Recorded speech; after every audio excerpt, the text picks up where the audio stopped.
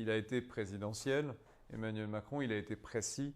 Il connaissait vraiment très bien ses dossiers. Marine Le Pen a perdu le débat, mais elle a gagné le match des petites phrases. Le Mozart de la finance, c'est comme ça qu'on vous avait présenté un bilan économique qui est très mauvais.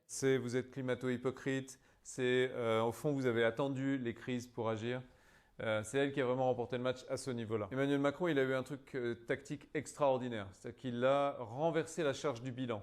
C'est-à-dire que c'est elle qui a été amenée à se défendre des votes du Rassemblement national à l'Assemblée nationale. Constamment.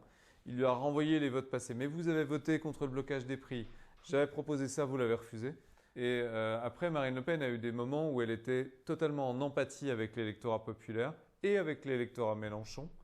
Et je pense que là-dessus, elle a marqué des points. C'est-à-dire qu'elle a parlé clairement aux classes populaires avec le langage et les sentiments qu'il fallait pour être compris. Mais vous vous souvenez que c'est parce que vous avez augmenté les taxes sur le carburant que ça a déclenché d'abord des problèmes de pouvoir d'achat pour les Français, mais également la crise des Gilets jaunes. On avait un débat qui était extraordinairement ennuyeux. Pourquoi? Parce qu'on avait deux poids lourds sur scène. On s'attendait à ce qu'ils fassent un match et en fait, ils ont passé leur temps à s'éviter.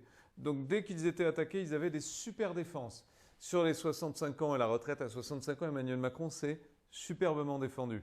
Sur la Russie, d'une manière étonnante, alors qu'elle était condamnée d'avance, Marine Le Pen s'est extrêmement bien défendue. Vous dépendez de M. Poutine. Vous avez contracté un prêt en 2015 auprès d'une banque russe. Nous sommes un parti pauvre, mais ce n'est pas déshonorant. On sentait la mère de famille, 50 ans, qui conduit ses gosses au boulot le matin, et lui qui était plutôt l'énarque brillant qui lui faisait la leçon sur l'économie. Donc chacun s'est extrêmement bien défendu d'attaques qui ont été par ailleurs très faibles, très posées, très tranquilles, à tel point que le débat devenait soporifique et vraiment très ennuyeux. Alors la gestuelle des deux candidats était mauvaise pour des raisons complètement différentes.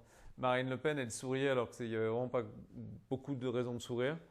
Même quand elle était attaquée, elle souriait constamment. Lui, il était très sur la défensive, très comme ça. On aurait dit un peu une gestuelle enfantine presque, hein, de quelqu'un de boudeur.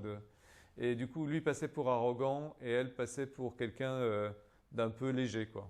Et c'est ce qu'on a traduit sur Twitter par suffisant et insuffisante. Donc c'était un débat entre quelqu'un